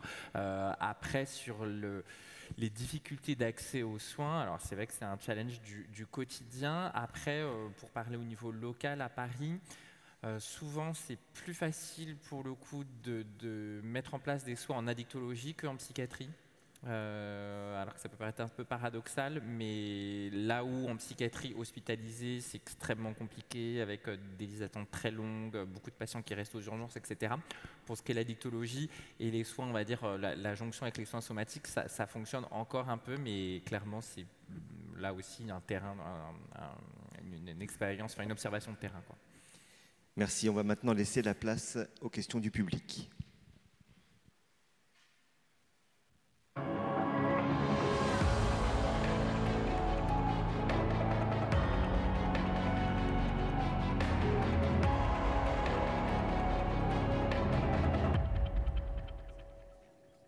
Merci pour vos interventions, merci aussi aux organisateurs pour ce beau forum. Alors moi je voulais, Dr Blanc, avoir un approfondissement d'une réflexion que vous aviez précédemment et un approfondissement peut-être par vous toutes et tous. Voilà plus de 20 ans que nos politiques publiques successives ont détricoté un bien qui nous est commun, notre système public de santé, et avec un enjeu d'augmentation de la prise en charge, notamment par les populations vieillissantes et par les troubles de santé mentale qu'on évoquait aussi ici, dont l'incidence ne fait qu'augmenter, et avec une baisse de la démographie médicale. Quels sont aujourd'hui les moyens qui sont mis à votre disposition par les politiques publiques? Je pense au ministère de la Santé, je pense aux agences régionales de santé pour faire de la détection de l'addiction dans vos professions et de l'accompagnement pour faire en sorte qu'on puisse prendre soin aussi de vous, parce que si vous n'êtes plus là, qui prendra soin de la société après? Merci beaucoup pour cette question et ce retour. Honnêtement, le constat il n'est pas très positif. Ce qu'on sait, alors notamment là actuellement avec la valse des gouvernements, il n'y a aucune lisibilité clairement sur une politique de santé publique quelle qu'elle soit. Hein. Honnêtement, c'est assez risible. Pour le festival, on s'est dit la première année qu'on voulait avoir le haut patronage du ministère de la Santé. Puis en fait, sur rien que la temporalité d'un événement annuel, ça change pluriannuellement. Donc en fait, c'est plus personne, enfin en tout cas la plupart des gens qui sont en maille directement avec le gouvernement, eux-mêmes n'arrivent pas à suivre. Donc quand on est un petit peu plus loin, moi je suis agent du service public, donc voilà, j'ai pas de contact direct avec le ministère, mais c'est une telle valse et on sait que quand le gouvernement change, c'est l'immobilisme pendant environ 2 mois après. Donc ça laisse assez songeur sur le fait qu'il n'y a plus tellement de pilotes dans l'avion au niveau du ministère depuis maintenant plusieurs années. Donc on a beaucoup de mal à avoir une prise de conscience finalement de cette urgence. 2025 est censé être l'année de la grande cause nationale pour la santé mentale. Ça a été rappelé et confirmé par le gouvernement Bayrou, mais pour l'instant, là aussi, on n'a pas encore de traduction, que ce soit en termes de communication, puisque c'était ça l'essentiel, ni de financement. Donc, ce qu'on essaye de faire, c'est finalement au niveau local, essayer de trouver des stratégies pour faire émerger des solutions, pour mettre en valeur des choses innovantes, comme effectivement les médiateurs de santé pair. Et puis aussi, moi, ce en quoi je crois beaucoup, c'est en fait la prévention et l'éducation, et notamment c'est aussi pour ça que j'utilise quelque part le cinéma, les séries, mais aujourd'hui Netflix a plus d'écoute, est plus écouté, plus prise au sérieux aussi parfois que certaines prises de parole, et aussi a beaucoup plus de moyens. Donc en fait éduquer à la santé mentale avec une série Netflix, c'est beaucoup plus efficient. Alors après, ça pose d'autres questions, parce que Netflix n'est pas un organisme gouvernemental, mais au moment où cette place-là, elle est laissée vacante, et puis maintenant, depuis, comme vous le dites, depuis des années, c'est aussi un constat de réalité qui va être d'utiliser autre chose pour communiquer, parce que malheureusement, on ne peut plus attendre une éventuelle prise de conscience, quoi. Est-ce que ce n'est pas dû, cette espèce de flou de la part du gouvernement, au fait qu'il n'y a pas de philosophie par rapport à cela? Est-ce qu'on a un cahier des charges? Est-ce que le fait de changer de bord politique fait pas qu'on passe d'une philosophie à une autre? Parce que si c'est ça, c'est extrêmement grave. Ouais. Honnêtement, alors c'est pas très réjouissant comme constat, mais ce qui est compliqué, c'est que pour l'instant, on a l'impression que les politiques publiques, elles s'adossent déjà pas à la science. Ne serait-ce que l'exemple des salles de consommation, toutes les études montrent un bénéfice. Évidemment, ça ne supprime pas le problème, mais ça montre qu'il y a moins de mortalité, moins de morbidité chez les usagers, qu'au niveau du voisinage, ça améliore les choses, etc. Et pourtant, ça bloque pour des raisons uniquement politiques. Et c'est vrai que ça peut paraître risible, se dire qu'à Paris, il y a une salle pour toute l'Île-de-France, et forcément, elle est débordée, et donc il y a des gens autour qui n'ont pas accès à la salle et qui donc consomment. Enfin, c'est-à-dire, c'est tellement trivial que. Et pourtant, il y a des blocages. Donc, effectivement, et pour l'instant, la plupart des prises de parole qu'il y a eu sur le gouvernement sur la question spécifique des addictions, c'est uniquement la répression. Et on sait très bien que ça ne fonctionne pas. Après, la question de l'addiction et des substances, elle est évidemment pas que médicale, et loin de moi de dire que ce serait qu'un problème médical, et que donc, par exemple, la question de légaliser les produits, honnêtement, c'est une question qui est très complexe et qui appartient à l'ensemble de la société, pas que au médical, évidemment. Néanmoins, voir les choses que par ce bout-là de la lorgnette, c'est un peu ce qui s'est passé aux États-Unis avec la crise des opioïdes qu'ils ont eu derrière. Donc, on ne voit pas tellement, en fait, à part sur de la démagogie et du calcul politicien, d'où vient cette stratégie de uniquement criminaliser les usagers et les renvoyer à leur précarité. Donc, là aussi, c'est triste constat. Bonjour, merci pour cette conférence qui est très intéressante. Je suis maman d'un jeune homme qui a 24 ans, qui souffre de schizophrénie, qui a testé plein de produits. Actuellement, il est accro à la cocaïne. Il y a un vrai souci, c'est qu'à plusieurs reprises, il a souhaité arrêter. En revanche, les rendez-vous qui lui sont proposés sont très éloignés et il change d'avis. Un mois et demi après, il change d'avis. Donc, je trouve qu'il y a une problématique au niveau de la prise en charge. Si elle est trop tardive, on va vers une perte de chance pour l'usager. Et actuellement, il a la chance de pouvoir aller chez ALT, mais c'est un long combat. Voilà. Accès aux soins pour les personnes qui sont en souffrance psychiatrique, mais aussi en besoin de drogue ou de produits psychoactifs. Moi, j'ai envie de vous dire, vous avez tout à fait raison. En fait, c'est vraiment très peu satisfaisant, voire impossible de dire on a des délais à 2, 3, 4 mois. Arrivent ces questions-là, et on est dans la situation à Strasbourg, mais c'est pareil dans toute la France, des structures complètement débordés, des fois par manque de professionnels, des fois par manque de moyens par rapport aux demandes, mais vraiment, cette temporalité-là, elle n'est pas acceptable en addictologie, je suis complètement d'accord avec vous, mais les structures arrivent à fermer des fois des moments complètement les accueils parce que elles ne peuvent pas répondre, accueillir tout le monde et donner du coup des rendez-vous une fois qu'elles sont admises à 3-4 mois, pareil, n'est pas du tout satisfaisant. Donc c'est très frustrant, je trouve que c'est terrible pour les usagers, c'est terrible pour les professionnels parce qu'on se retrouve quand même, tous nos collègues, avec au téléphone des personnes qui ont des demandes plus que légitimes. Et donc, nous, on fait remonter ces demandes-là, mais effectivement, en vue des financements qu'on observe, ça ne va pas du tout dans un sens d'augmenter par rapport à la réalité des besoins. Je crois que sur l'année 2020, je ne sais plus si c'est 2023 ou 2024, il y avait sur Strasbourg uniquement plus de 500 demandes qui n'ont pas pu aboutir, de demandes de personnes qui étaient en demande de soins.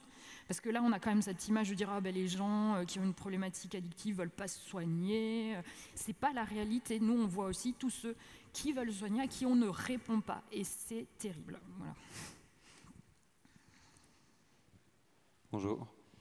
Merci à vous pour vos interventions. Je voulais vous poser une question plutôt d'ordre systémique. C'est-à-dire, je vais revenir sur la métaphore de la souris dans sa cage à qui on a enlevé et qui finit par développer ses comportements. Et c'est quelque chose qui résonnera auprès de toutes personnes qui ont eu de près ou de loin un rapport à l'addiction. J'aimerais avoir votre avis en fait sur les violences systémiques qui ont toujours été évoquées mais jamais explicitées, lesquelles sont, parce qu'on suppose qu'elles sont présentes dans le monde du travail, dans l'éducation, dans le cercle familial. Je pose cette question puisque la prévention montre ses limites. Quand on est au stade de la guérison, c'est qu'entre guillemets, c'est déjà trop tard. Donc, quels sont les leviers de manœuvre? Quelles sont les violences qu'on doit montrer et qu'on doit combattre pour justement ne plus être face à ce cadre et justement prévenir de manière, je pense, plus pérenne et plus efficace les addictions? Merci. Merci beaucoup. C'est une question qui est très intéressante dans ce qu'on sait qui est associé finalement des déterminants de santé et donc l'addiction. On va retrouver tout ce qui va être violence physique et sexuelle, notamment dans l'enfance, qui sont des grands facteurs de vulnérabilisation des individus et qui, à la fois, c'est dès le début de la vie, ça a des conséquences sur finalement toute une vie potentiellement, même si évidemment c'est possible ensuite le rétablissement et que ce n'est pas toutes les personnes qui ont été victimes qui vont développer un trouble, mais néanmoins c'est un facteur de risque important.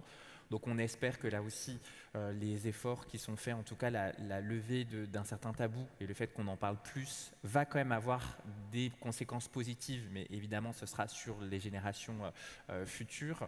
Après, on sait que tout ce qui va être également précarité, dont on a parlé un petit peu, ne serait-ce qu'il y a une étude assez intéressante, et là aussi, c'est quand même dommage que ces études-là ne soient pas utilisées au niveau politique, mais il y a une étude qui a montré au moment du changement de politique du RMI au RSA, qu'une augmentation de 10% de la précarité se traduisait par une augmentation de la prescription des opioïdes en France. Et c'était département par département. Donc pour le coup, ce n'est pas la situation aux États-Unis. Et ces deux facteurs, l'un vient des données de la sécurité sociale, l'autre venait de la politique financière d'allocation. Donc je veux dire, c'est quand même assez robuste au niveau scientifique. On voit qu'il y a vraiment cette augmentation alors qu'en plus, on se dit que c'est quand même des médicaments qui sont prescrits par des médecins, donc il n'y a pas forcément, encore une fois, le médecin il ne se dit pas « Ah bah tiens, c'est la réforme de RSA, je remets ma dose de codéine », quoi. C'est assez impressionnant. Donc c'est vraiment ce type d'éléments. Après, on va retrouver aussi tout ce qui va être discrimination de genre, discrimination ethnique et raciale, discrimination sur l'orientation, etc. Donc on sait que tout ça, cumulé notamment, peut faire que certaines personnes vont être plus souvent concernées par des problèmes d'addiction. Vous voulez répondre, Camille Brand? Oui, ce que j'aurais pu dire, c'est pour ajouter peut-être quelque chose de jamais banalisé en fait, et ça passe par former les professionnels en permanence aussi, les sensibiliser à reconnaître. Chez nous, en pratique, avec un public qui peut être en grande précarité, c'est aussi des accompagnements au dépôt de plainte, parce que c'est tellement banal d'être l'image d'être agressé ou de subir des violences sexuelles pour l'accès aux produits.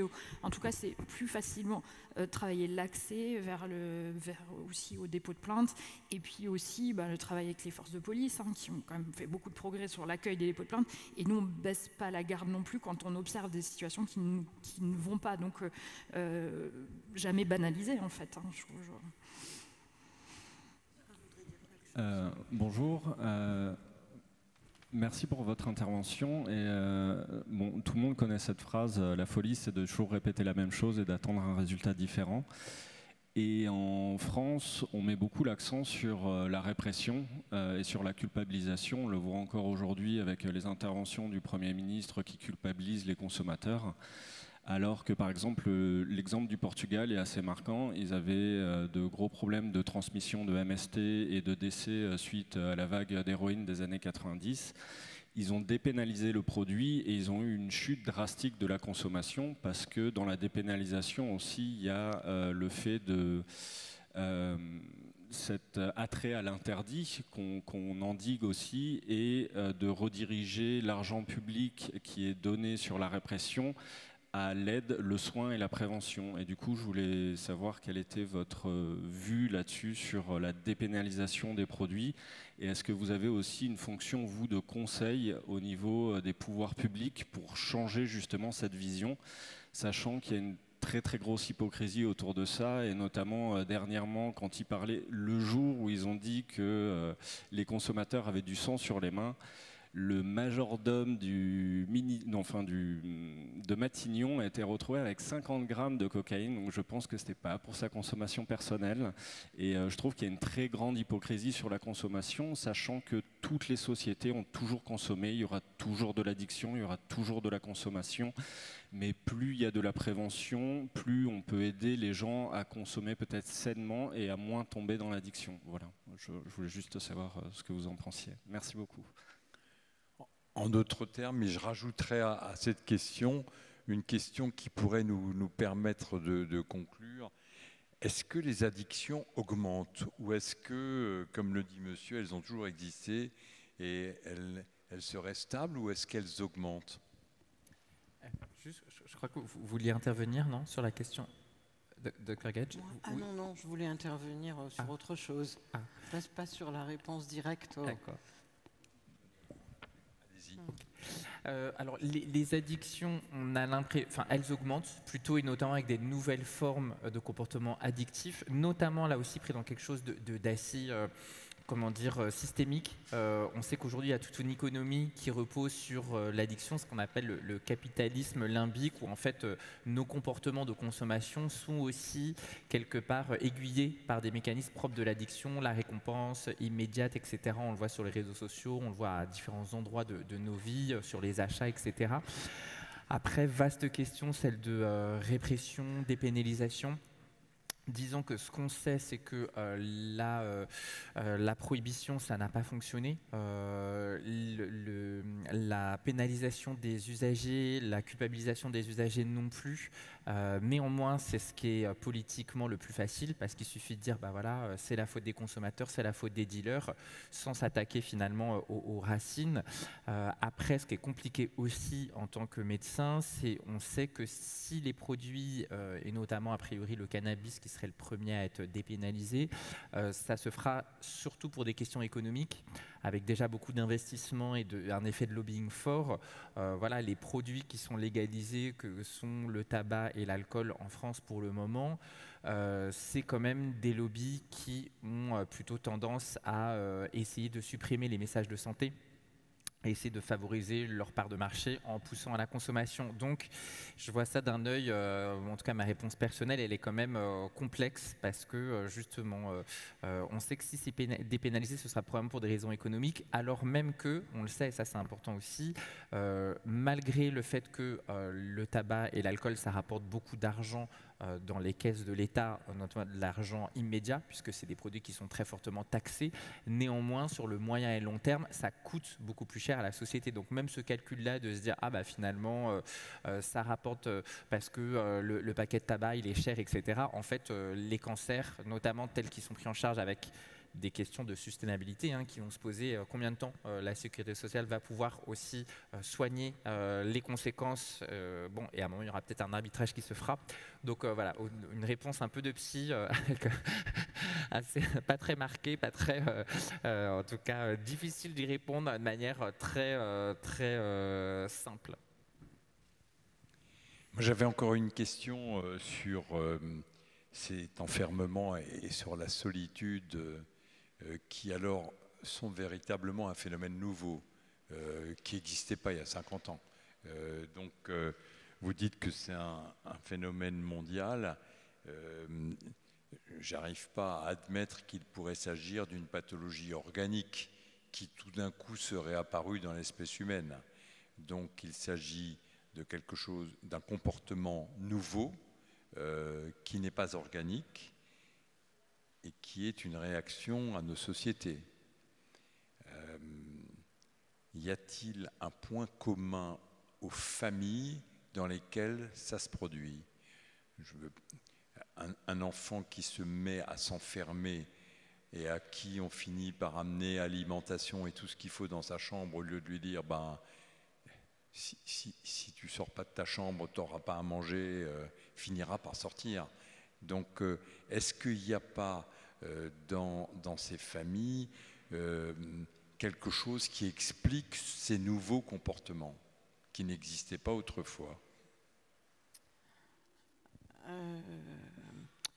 Moi, je voulais d'abord répondre à la dame dont l'enfant est schizophrène et cocaïnomane et peut-être de temps en temps enfermé.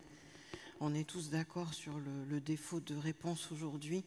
Entre le Japon et la France, apparemment, curieusement, les courbes sont inversées dans le nombre de pédopsychiatres qui a cru, multiplié par 10 au Japon, pendant qu'il est divisé par 10 en France. Et donc, ça fait pédopsychiatre et psychiatre, donc un défaut de cette réponse-là dont vous parlez. Mais je ne suis pas désespérée, moi, de nature, et je pense qu'il y a plutôt à s'appuyer sur les pères aidants, sur les familles, sur les groupes, et aussi à reprendre précautionneusement l'itinéraire, parce que parfois, on s'énerve ou il y a une incompréhension de type presque psychologique avec quelqu'un, alors que ce n'est pas le problème, il n'y a pas vraiment un refus de prendre en charge. Donc c'est une attention permanente entre le thérapeute, la famille et le patient pour arriver à ce que des soins soient donnés en s'appuyant sur ce qu'on a aujourd'hui. Et je dirais aussi, par exemple, le téléphone portable aujourd'hui, quand on est psychiatre, on a tout le temps des SMS. Le dimanche soir à 10h du soir, au début on s'énerve et après on se dit oui, c'est mieux ça que d'avoir une catastrophe le lendemain matin. Donc il y a quand même des nouvelles pistes assez intéressantes. Alors maintenant, la question de la solitude, alors au niveau du fait que c'est mondial, c'est très étonnant si vous voulez, parce que c'est l'Ouganda, le Nigeria, la République d'Oman, l'Arabie Saoudite, la Nouvelle-Zélande, l'Australie, bien entendu Corée, Chine, Japon, États-Unis, Canada, Grande-Bretagne, Suède, Italie, beaucoup Italie, France aussi, à tel point qu'au Danemark, il y a un psychiatre qui a fait un article récemment en disant c'est bizarre mais nous on n'en a pas, réveillez-vous les psychiatres, il doit y en avoir et on ne les voit pas. Donc c'est vraiment mondial quoi. Alors le point commun de nos sociétés et des familles, je dirais que il y a eu beaucoup de choses qui ont été cherchées. Au début, on a dit c'est un défaut d'amour, un défaut d'affection, un défaut de circulation dans la famille. On s'est aperçu que non. C'est plutôt ce qu'on appelle en psychiatrie des troubles de l'attachement, c'est-à-dire un lien, comme il y a dans les addictions, un lien très particulier avec quand même la peur de l'autonomie de tout le monde. Je disais à une maman l'autre jour, alors un peu de bonheur partagé avec votre enfant qui a 23 ans. Elle me dit, il n'y en a plus, il n'y en a plus, il n'y en a plus. Alors évidemment, il n'y en a plus, elle ne le voit plus du tout. Et donc au niveau mondial, il y a quand même la culture du danger extérieur. C'est mondial. Il y a eu un article dans Le Monde il y a 2 ans, je crois, qui disait où sont passés les enfants des rues. Il n'y a plus d'enfants dans les rues parce que les rues sont peuplées de pédophiles, d'assassins, etc. on a peur tout le temps. Donc, il y a une façon de dire à l'enfant, il vaut mieux que tu sois à la maison, au moins, même si tu prends des drogues, même si, au moins, je vois ce que tu fais, je vois ce que tu es, et tu ne cours pas le risque extérieur. Et ça, c'est mondial. Et puis, il y a aussi, dans ces familles, parfois, enfin, c'est assez touchant parce que ça arrive à la surface, un parent qui est malade ou qui a été malade, et l'enfant qui reste comme dans une sorte de peur qu'il arrive quelque chose à son parent, sauf qu'il ne va pas le dire. Ça se voit notamment dans les violences conjugales. Le garçon qui reste parce qu'il a peur que le père vienne taper la mère. Et ça n'apparaît pas dans les premiers temps, quoi. Voilà. Enfin, je ne sais pas si je vous ai répondu. Aurélien, privilège de la dernière question. Il y a évidemment des déterminants sociaux, culturels très importants dans l'addiction, mais il y a également des déterminants parfois biologiques.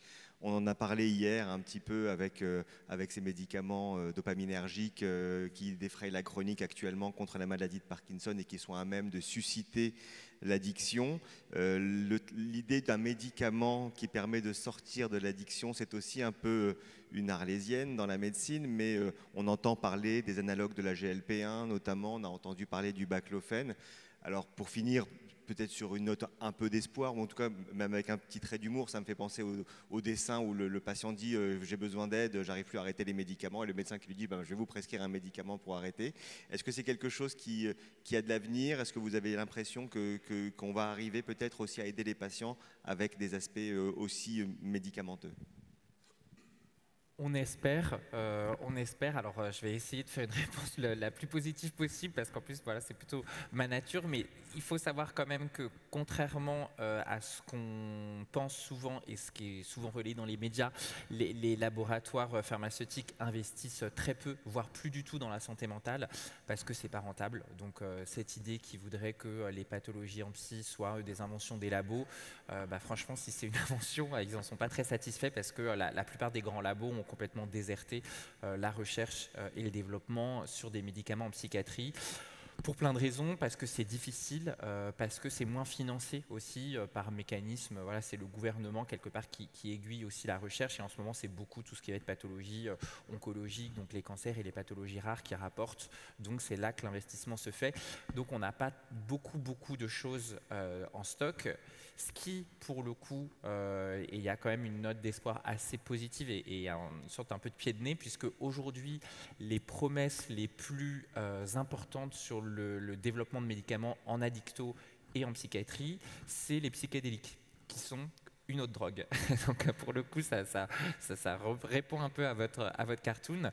Il faut savoir que dans les pistes les plus prometteuses, on est en train en ce moment, alors en France, c'est à Paris et à Nîmes, il y a eu beaucoup ça aux États-Unis, sur la psilocybine, qui est donc une substance issue d'un champignon, qui est un champignon hallucinogène, qui a montré dans des centaines d'études des effets très importants sur le traitement de l'addiction, sur le traitement de la dépression, du trouble de stress post-traumatique, du trouble anxieux également, le LSD, la MDMA. Donc, qui sont utilisés, alors attention, pour partir, en plus si c'est le take-home messages, attention, donc c'est pas un usage récréatif, c'est un usage dans le cadre de ce qu'on va appeler des psychothérapies augmentées, c'est-à-dire que c'est dans le cadre d'un protocole de soins que la substance est administrée, avec du coup un travail en psychothérapie en parallèle, avec des doses qui sont aménagées, qui ne sont pas les doses utilisées à visée récréative et donc n'ont pas les effets non plus délétères qu'on peut retrouver chez les usagers récréatifs. Mais c'est aujourd'hui, alors là peut-être pas, mais en tout cas une des pistes les plus avancées de recherche, et c'est vrai que c'est assez impressionnant dans les congrès en ce moment de psychiatrie, d'addictologie, on parle alors peut-être pas que de ça, mais quand même beaucoup de ça.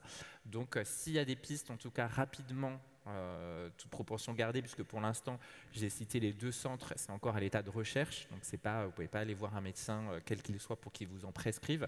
Néanmoins, c'est un peu là que se situe l'espoir, avec pour le coup beaucoup de choses intéressantes, notamment le fait que, ce qui est complètement nouveau, mais aussi dans la conception d'un médicament, puisque c'est des produits qui agissent en une fois ou une série de fois, mais avec un effet pérenne. Donc vraiment un effet de neuroplasticité, mais qui vient d'une expérience à un temps T, qui fait qu'il y a des bénéfices sur la perception, sur les émotions, sur les comportements, sur le long terme. Donc pour l'instant, le long terme dans les études, c'est plusieurs mois, mais ça pourrait être plusieurs années, ce qui quand même pourrait vraiment changer la donne. Merci à cette table ronde extrêmement inquiétante. Mais ça fait partie de la bioéthique.